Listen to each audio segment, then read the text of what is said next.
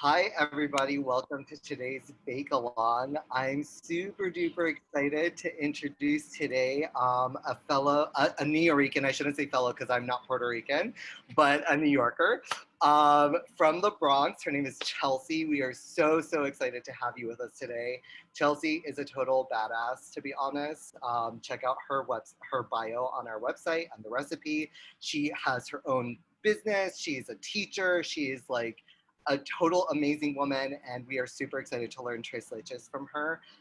It is one of my all-time favorites, and I am dying to watch you work your magic. So Chelsea, take it away. It's all you. Thank you so much. That was such a nice intro. Hi, everyone. Okay, so super excited. This is also one of my favorite cakes.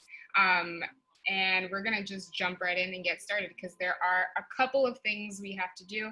We have to prep the cake, throw it in the oven, and then we have to make our mixture for the milk mixture. We have to cut up some strawberries or any berries of choice. And then we also have to make our whipped cream. So a lot to do. Let's get started. I'm going to separate my eggs. So I've got 5 eggs here, and I want to separate them yolks and whites. I am not amazing at this, I have to say. Sometimes I'm super on top of it, and sometimes it's just like not my day. So how I like to do it is I crack the egg on the counter, and then I split it open and let the whites fall into one bowl, and then drop the yolks into the other bowl. So just kind of peel it open like that. And then you can kind of toss the yolks back and forth. And then drop the yolk into the mix. And then if one drops into your mixture that shouldn't be in there, it's okay. Sometimes I also just put it in between my fingers. Just let the whites fall. Or I put it back and forth between my hands. Sometimes you get some egg whites that just don't want to. Okay. Do you find a difference between room temperature eggs versus cold eggs when you're working with them? Good question. I think, oh, there we go. The cold eggs are a lot easier to crack. But I don't know about, I don't know, I haven't really thought it through too much. But I find that they crack a little bit easier when they're cold. See, I left mine out a little bit, so they're kind of breaking apart a little weird. All right, so now that that's done, I'm going to preheat my oven to 350 degrees, and then we can get started. So we're kind of mixing 2 different bowls here today. So I have 2 bowls. The egg whites are going to be mixed separately from everything else with a little bit of sugar. So in the recipe, it said to have 1 cup of sugar, and that 1 cup is going to be split up. So 3/4 of that cup of sugar is going to be in one of your bowls with all of the egg yolks. And then that's what we're going to mix together. First, we'll get our milk and our vanilla in there, our dry ingredients, and then it'll become a nice kind of thick batter. And then we're gonna whip up our egg whites separately with 1/4 of that cup of sugar, and then fold the egg whites in. So first things first, let's put our egg yolks, and our 3/4 cups of sugar into one bowl.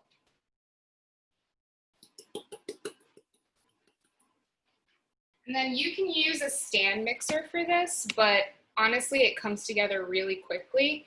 So I'm just going to use the whisk.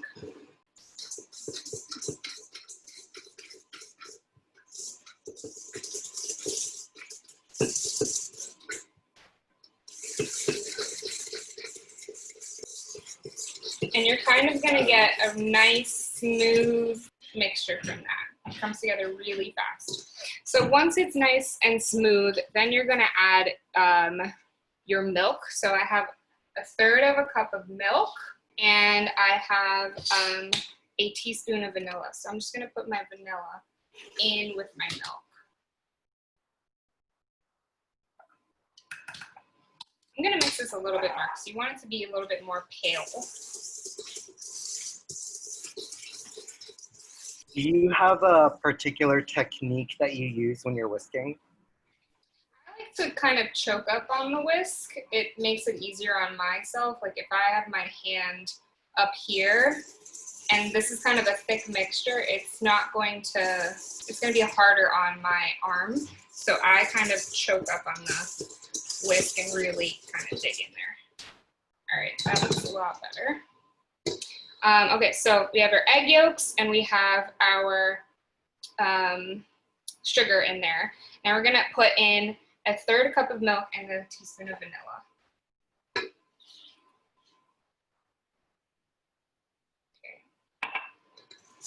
And start slowly with this because the milk can splash up in your face if you get a little too excited. Okay, so this is quite thin right now because we just added all that milk. So now we're going to add our flour, our baking powder, and our salt. So I have 1 cup of flour in my bowl right here. I'm going to add a 1/4 teaspoon of salt. Do you sift your dries for this cake or do you just put them in the bowl? I just put them in. I usually buy flour that's been pre-sifted. So I usually don't sift unless it's something like cocoa powder or matcha powder or powdered sugar, things like that. And then the baking powder is going to be 1½ teaspoons. So. And then I'm gonna whisk that all together. This is like my favorite whisk because it's so tiny. It's not quite as cute as Tiny Whisk though. Okay, so, all right, I'm going to add my dry ingredients to the egg yolks and sugar, milk, and vanilla all at once. And this is where it's going to get a little bit thicker. Make sure you're scraping the sides of the bowl, every bit of it. You can see it's smooth. If I kind of dig around on the bottom, I don't see any clumps. So we're good. So that's 1/2 of the batter finished. The next part is the egg white mixture, which I'm gonna use in my stand mixer because I don't have the arm strength to whip up egg whites. So I'm gonna move my camera over there. I'm gonna put my 5 egg whites into the bowl and I'm going to stir it up, mix it up for, well, I kind of eyeball it until it gets frothy, and then I'm gonna add that 1/4 cup of sugar in. So I start at low and just kind of let them break up a little bit. And so right now I'm at a 4 if you're using a stand. So you can start to see the bubbles that are forming. All right, so you can see it's really foaming. It kind of looks like I put this in the dishwasher and it's all soapy. So I'm gonna add my sugar in slowly while I continue to whisk.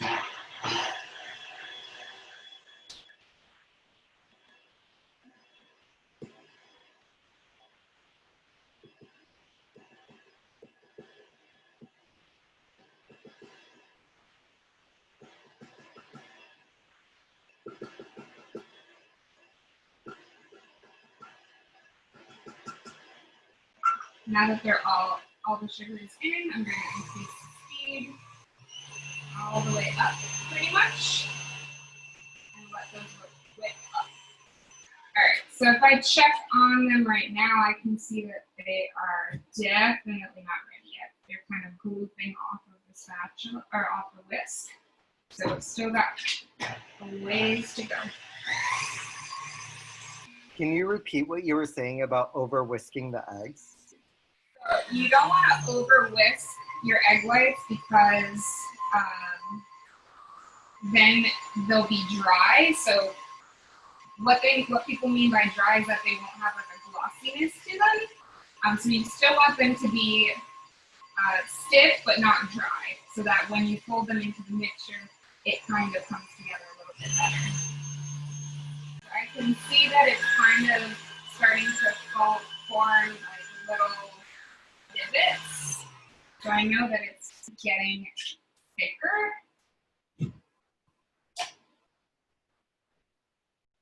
This is pretty good. I think maybe a couple more seconds and it will be perfect. But we are almost there. So see, if you try to do that by hand, it would take forever. All right, I think this is good. Let's check. Yeah, it's kind of going to be pillowy, like a big cloud of marshmallow. So I'm good with this. I'm going to bang my spatula against the side. Get rid of any excess. And then bring my bowl over to my other mixture. So I've got my two mixtures here. The one we made earlier with the egg yolks. It's a little bit thicker.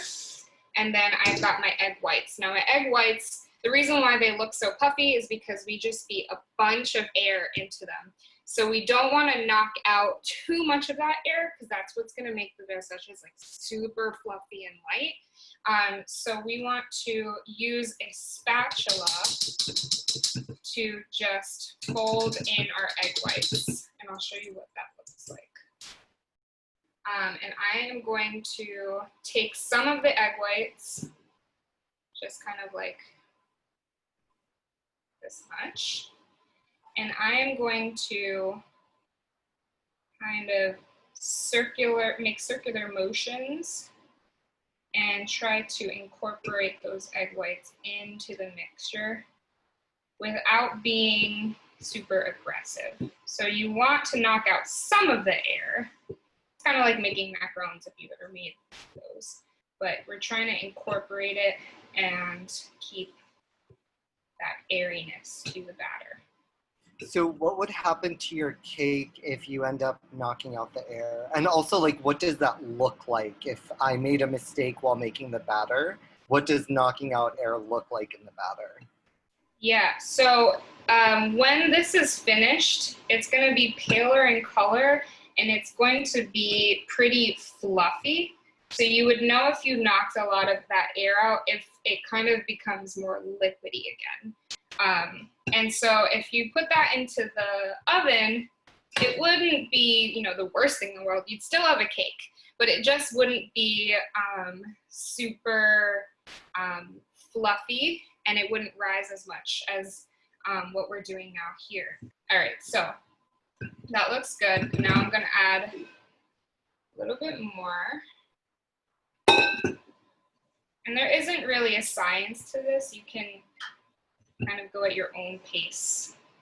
Now you want to make sure that it's incorporated though. I have a nightmare story when I first started making cake. I think it was probably the first time I ever made like a stacked vanilla cake. I did this method not truly understanding what I was doing, and I kind of left it like this. And that doesn't look appetizing at all. So what I wound up with was like a light layer of cake, and the top was scrambled egg whites. But wouldn't you say the best learning opportunity is from your mistakes? Oh, absolutely. Like that was years ago, and I still remember every bit of shame that I felt. So if you do everything perfectly for all your life, things are not going to stick as well as if you royally mess them up. I have to tell you, your batter looks beautiful. Thank you. I've had a couple years to figure this out.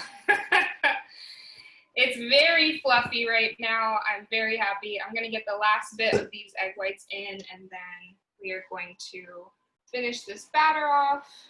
As long as there's no white showing, you're good. If it looks pale yellow, that's fine. There just shouldn't be any like straight up egg white sticking out. Now, before I put this into my pans, I have to grease them so that they don't stick. Something that's weird about this cake that I actually love is when they actually come out of the oven, they are like, have you ever seen a Japanese cheesecake? It's like jiggly, pillowy, like that's what they kind of come out like. So I literally have to peel them off of the pan. But today we're gonna try something different, and I'm gonna put a piece of parchment paper at the bottom. All right, I'm just gonna go in with some butter,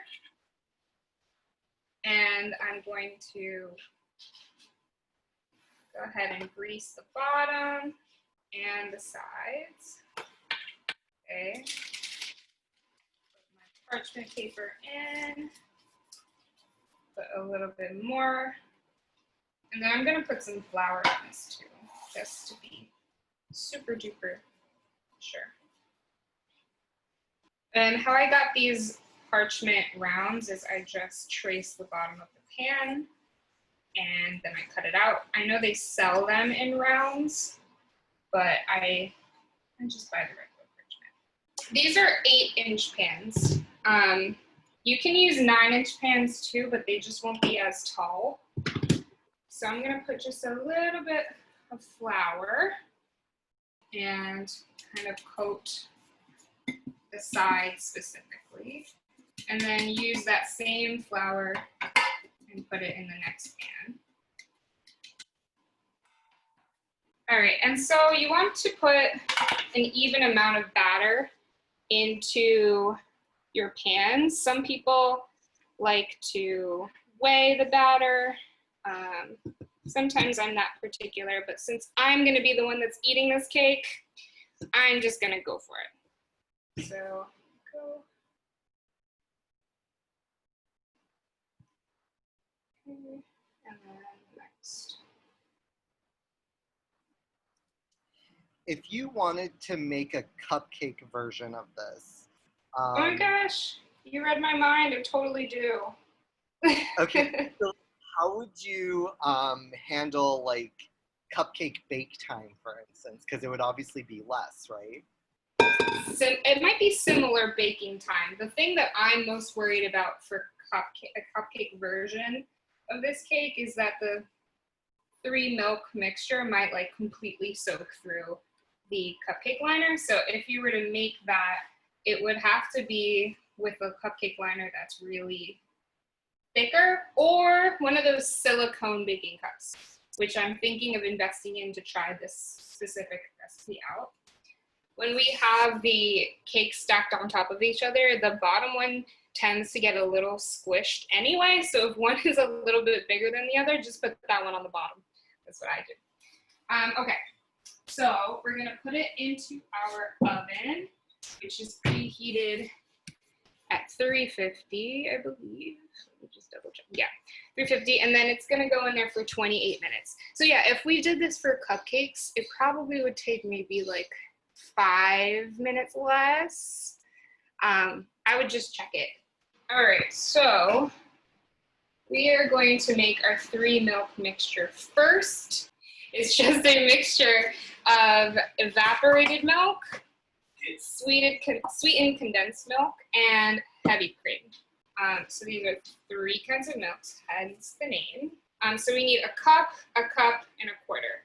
So a cup of evaporated milk, which you can get in a can.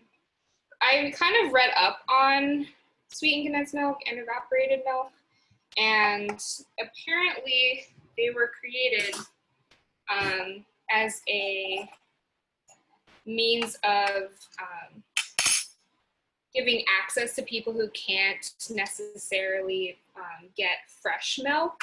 So that's the reason why if you find it in the supermarket, you can find it not in the refrigerated section, because as long as they're canned, they're preserved. So I know at least in like a lot of Latinx cultures, this is used in a lot of different recipes. It's kind of stocked up in my pantry at the very least. So it's something that's really accessible and really easy to use. Alrighty, so 1 cup of evaporated milk. Uh-oh, looks like I'm gonna run out of space here. Yeah, much better. Now another dish I have to wash. Okay, cool. All right. Then we need 1 cup of sweetened condensed milk, which is a lot thicker, so you might have to use a spoon. And if you don't know, you can actually, if you like dulce de leche, you can make your own just by buying some sweetened condensed milk and then cooking it up. I've never done it, but I hear that it's really, really good. Say, for instance, you didn't have any more, like you had just that amount that's in front of you of sweetened condensed. Would you sub it out with like a little bit more heavy cream or a little bit more evaporated milk if you had it? Yeah, I'm sure. I think that the proportions vary on preference. If you had not a lot of sweetened condensed milk, you could just use the heavy cream and then add maybe a little bit more sugar if you're concerned that it's not going to be sweet enough. All right, and then a 1/4 cup of heavy cream. Now I'm just going to take a fork, mix that together, because remember we have different levels of thickness, I guess. So we want to make sure that they, yeah, that's the word. We want to make sure that they mix together. It's really that sweetened condensed milk that we want to get incorporated with the other 2. And then we can just set this aside when we're done. All right, now I'm going to get my strawberries, that over, and strawberries are washed. I'm going to cut off the bottom here. Have you ever made tres leches with a different type of fruit? And if so, like what have been your favorite combinations? Strawberry is definitely my favorite. I've had it also with blueberries, and I think all together is even better. My other favorite flavor for adding to tres leches is actually cinnamon. I love like dusting cinnamon on top of the cake. So I think that the cinnamon just really brings out all the other flavors really, really well. So I'm cutting my pieces flat because for the most part, these are gonna go inside the cake, in between the 2 layers. So I want them to be flat. That might be okay for now. And then if I want more for the topping later. All right, so we have a 3 milk mixture. We have our strawberries. Now I have to do the whipped cream, and I've run out of bowls, so I'm gonna wipe down. Okay, so I have a clean bowl here. And what I'm gonna do before I start making my whipped cream is I'm gonna stick this in the fridge. And I'm only sticking in the fridge because I don't have space in my freezer. So if you put it in a freezer, it's even better. But you want to get the bowl and the whisk is inside, very, very cold. It helps soak cream to whip up a lot faster. So I just checked out my bowl. Only been in here for just a couple minutes, and I can already feel it's cold. So I'm gonna put 2 cups of heavy cream into my bowl. We're gonna add 2 tablespoons of sugar to this.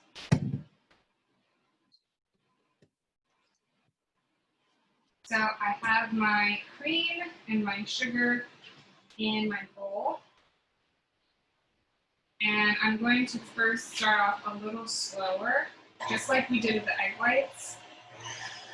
So it's pretty much the same process, but with cream, you definitely don't want to overwhip your cream because it could turn into something that resembles cottage cheese, and that is definitely not something you want to put on your cake. Do you know how to fix it if you overwhip it?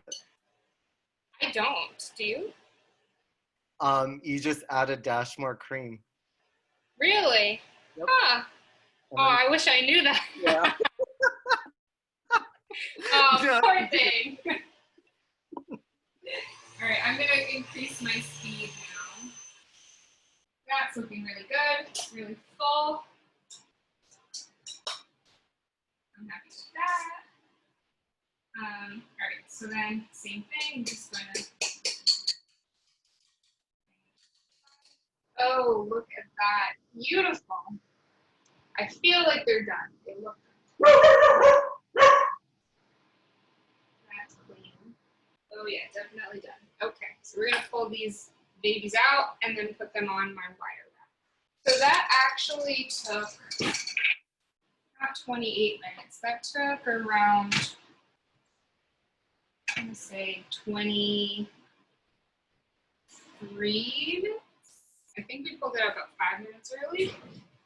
And as you can see, they've got a nice golden color on the top, and they already have kind of pulled away from the sides a little bit. So I'm gonna let this cool a little bit on the wire rack, and then I'm going to try to remove them. So the cake is like super jiggly. It feels like, almost feels like that like memory foam, not memory foam, but it feels like that foam you have in like a mattress. That's kind of the feeling you want. It's very, very pillowy. Now, while it's still warm, it's really important to poke the holes into the cake, because once it cools off, then it gets a lot more difficult to get those clean holes in. So I'm gonna do that now, actually, before I even take them out of the pan. So you just need a fork, and then you're just gonna kind of, even right now, it's a little difficult to do. It's so pillowy. Because the idea is you want this cake to be able to evenly soak in all of the milk mixture that we are going to put. So at some point you're gonna start like really messing with it, and it's gonna not look as pretty. That's just the sacrifice you have to make for the flavor. Now we're gonna take our cakes out of the pan. So I usually take a knife and I run it around the side, just in case maybe a corner was missed when I was putting butter. And then I use the knife to lift the bottom up. Oh my God, look how easily that came out of the pan. And that's all thanks to parchment paper, for sure. So like I said before, I'm using a pie dish to put my cakes in. Make sure you take off parchment paper. I think that's one of the most satisfying things ever, just peeling parchment off of cakes.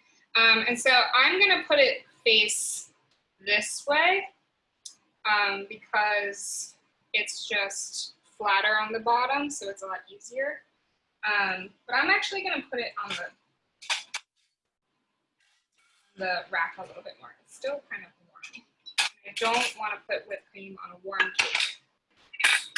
Again, I'm gonna run my knife around the edge, just in case any bits got stuck. And then use my knife to lift it up. And this one's bigger, so I'm definitely gonna put this one on the bottom. And it's out. Super, super neat.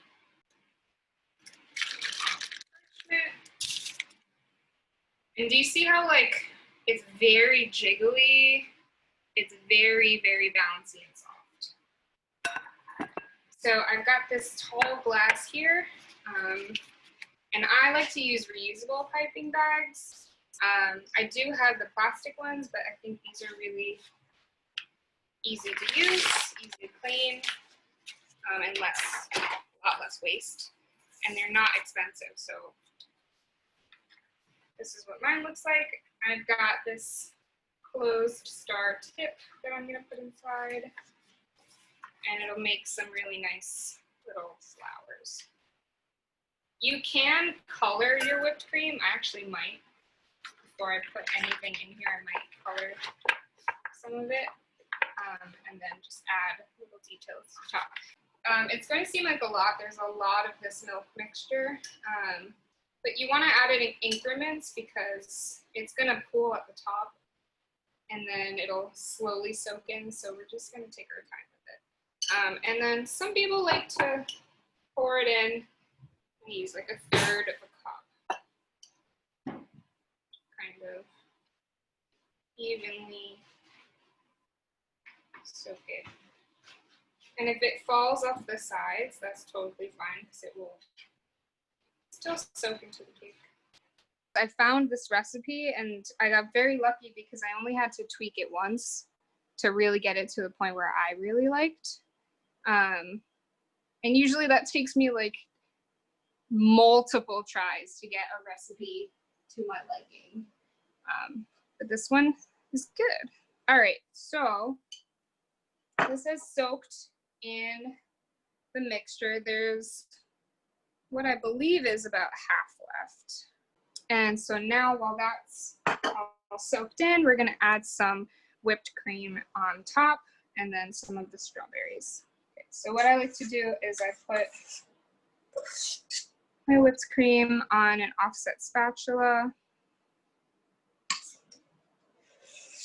Get a good amount on there. Basically, I just spread a generous layer of whipped cream, and I kind of let it go over the sides a little bit. But I've also found that if you're doing a dish like this, it's easier to get the bottom part while there's only one layer. So I'm gonna go in with some whipped cream and I'm going to cover that bottom layer on the sides. It's just a little bit easier to do without that top layer. And some people like less whipped cream. I don't trust those people, but if you want to do like a naked cake, you absolutely could. And just do the middle and the top. I'm gonna put my strawberries in, and there's no right or wrong amount. I'm just going to layer them in. You can have them overlap. If you're very tight on strawberries, I always put I don't like to call them ugly, but the misshapen ones inside so that you can decorate with the nicer ones. All right, so then on goes our second layer. I'm gonna put it upside down because it's a lot more even and straight on the top. But what's kind of funny about putting it upside down is that for some reason I poked holes in the other way. So we gotta poke some more holes in here. It's actually easier to poke in holes from the bottom. It's a little bit more caramelized and less fluffy. This cake is very forgiving, I have to say. Like once I put this top layer on without putting my filling in, and I totally forgot, and just took it off and put it on again. It's so, again, it's so light that you can just kind of, we're going to spoon on the rest of our mixture. You want to be slow about this one because this one's gonna like drip over. And so for this top part, I usually use a spoon to kind of make sure it gets evenly distributed. Oh my gosh, it smells so good. All right.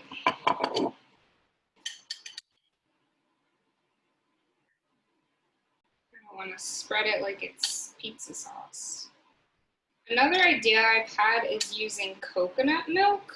If you are dairy-free, you can definitely use that because I think coconut tastes amazing with this like, vanilla cake base. Also adding that cinnamon in there, coconut and cinnamon, very good combination, I think.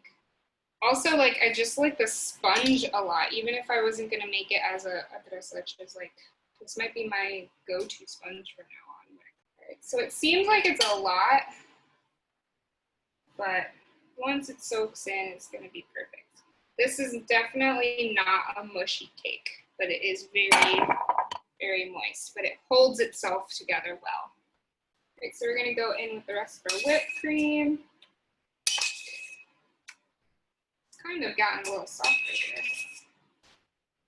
And so this, again, this isn't stabilized whipped cream, so there is no gelatin in it. There's no, sometimes people add powdered sugar, so that's, or cream cheese. Those are some easy ways to stabilize your whipped cream. So it is gonna stay soft.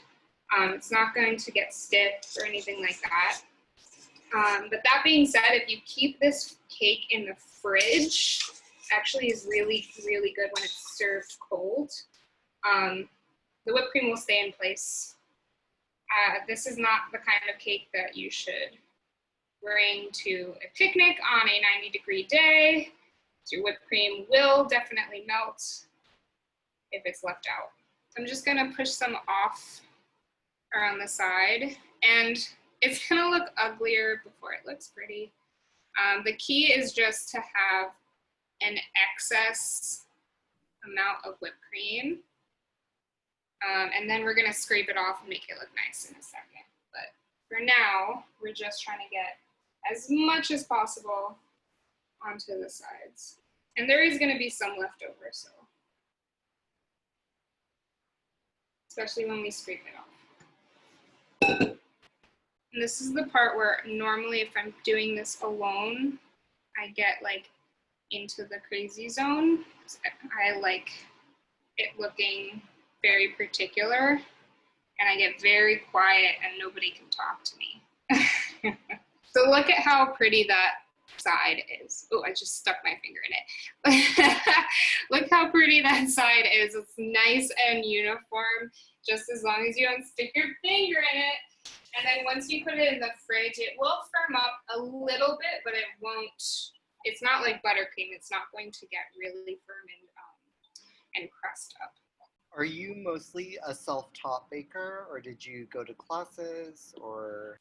I am self-taught. I always find that term strange. I actually, like last night, I got rid of the word self-taught on my Instagram bio because I didn't teach myself. Like a bunch of YouTube videos and other bakers did. I have to give them credit. A coworker of mine actually got me the Junior's Cheesecake Cookbook, and I kind of worked my way through that book. Once you compare a bunch of recipes, like if you're passionate about a recipe or a specific dessert and you try a bunch of bakers' recipes, you kind of pick and choose and see what you like.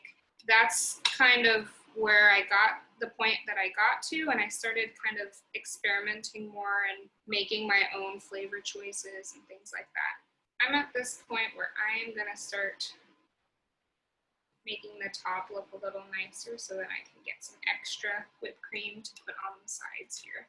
So I'm just scraping very gently. Now I'm going to just kind of scrape the sides. Another thing I really like about using this pie dish is it makes it really easy to kind of scrape along the sides because the spatula only fits in a certain position, and it's like a perfect fixed position. All right, so one half is gonna be perfectly covered and the other half might be naked. Fine. And if it's hot in your house, like, oh my gosh, it's really hot in mine, and you have to stick the cake in the fridge for a few minutes and your whipped cream in for a few minutes, you absolutely can. All right. Then I might just garnish with a couple strawberries here and there. And then I also have blueberries, so I might just put some blueberries in here too. All right, so this is the sort of final product. I could add some more whipped cream. If I whip up some more whipped cream, I can add some color to it and then just kind of pipe some designs on it or words or whatever it is. I can also just whip up some more whipped cream just to get a nice coating around because I have a really nice coating on one side, not so much on the other side because I ran out and the whipped cream got a little soft on me. But it's gonna taste amazing anyway, so I'm happy about that. So I really hope that whoever is watching this makes the same cake and really enjoys it. I really enjoyed making it for you. I'll put it in the fridge.